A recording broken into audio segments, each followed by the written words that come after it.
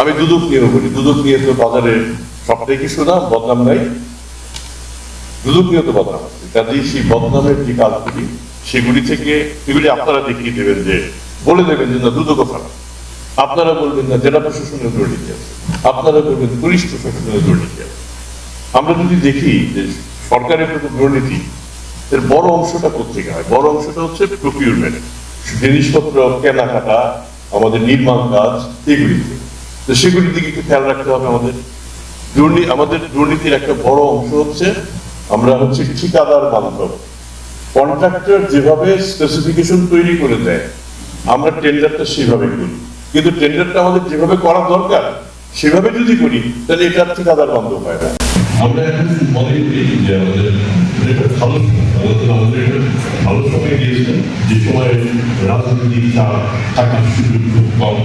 এর মধ্যে আমাদের সার্ভাইভ করার সুযোগ সবচেয়ে বেশি প্রত্যেকটা ডিপার্টমেন্টে। আমরা যদি এখন সিদ্ধান্ত নিই যে আমরা সত্যিকার অর্থেই আমাদের জনগণকে আমাদের সাথে অংশগ্রহণের সুযোগ দেবো, তাদেরকে আমাদের কাজের সঙ্গী করে তুলবো, আমার মনে হয় এই সুযোগটা আমাদের অন্তত এখনো নেওয়া উচিত। একজনের কাছে আবেদন করলো, আবেদনে ঠিক আছে, আবেদনে একটা ভুল থাকবে, এই ভুলের জন্য তাকে যদি আমি বছরের পর বছর না ঘুরিয়ে শুধু যদি দেখে বলি ভাই এই ভুলটা ঠিক করে দাও, তাহলে তাই তোমার কাজটা করে দেবো, তাহলে কিন্তু আমার সমস্যা সমাধান হয়ে যায়। আমরা শুনলে যে একটা নেগেটিভ একটা ইমেজ আমাদের সামনে আসে, এই ইমেজটাকে সরানোর সবচেয়ে সহজ উপায় হচ্ছে লাল ফিতার দৌরাত্ম বলি, কাজ হয়ে গেল বলি, এটা যে কাজগুলি করে ফেলি ইমেজটা পজিটিভ ইমেজ করে দিতে হয়। এইখানে প্রফেসর ইউনুস বললেন যে এই সময়টা কমিয়ে নিয়ে আসতে হবে, আমাদের কাজটা এমন হবে যাতে আমাদের এই কাজের কারণে ভবিষ্যতের দুর্নীতিটা বন্ধ হবে। তো সেক্ষেত্রে আমাদের এক ধরনের নিজেদের মধ্যে এক ধরনের জাগরণ তৈরি হবে,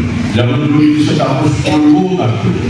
আমি বলবো সবচেয়ে বড় শক্তি যেখানে সর্বধান লোক, প্রায় সর্বধান লোক দুর্নীতির বিরুদ্ধে, সেখানে দুর্নীতি হওয়ার সুযোগ খুব কম থাকে। দৈনিক আজকের বাংলা .net